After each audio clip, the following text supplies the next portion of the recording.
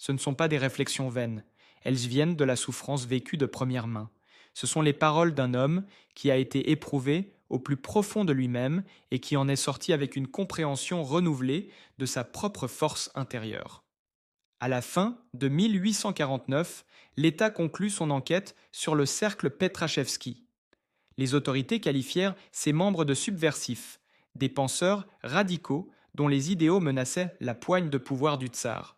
Dostoïevski, avec 14 autres, fut conduit sur la place Semyonovski à Saint-Pétersbourg. La sentence fut dure et définitive, exécution par peloton d'exécution, à réaliser sans délai. Imaginez Dostoïevski à ce moment-là, seulement 27 ans, en bonne santé, plein de vie, se retrouvant soudain face à ce qu'il croyait être ses derniers instants. Paralysé par la peur, mais étrangement calme, il se pencha vers un de ses compagnons de cellule et murmura ⁇ Nous serons avec le Christ ⁇ La réponse de l'homme fut sèche et sarcastique.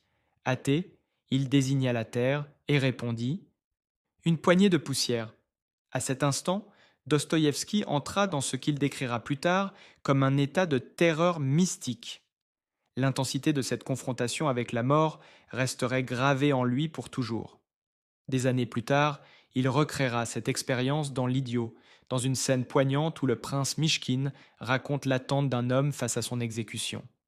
Cet homme, pleinement conscient qu'il ne lui restait que 5 minutes à vivre, découpa ses derniers instants en segments pleins de sens.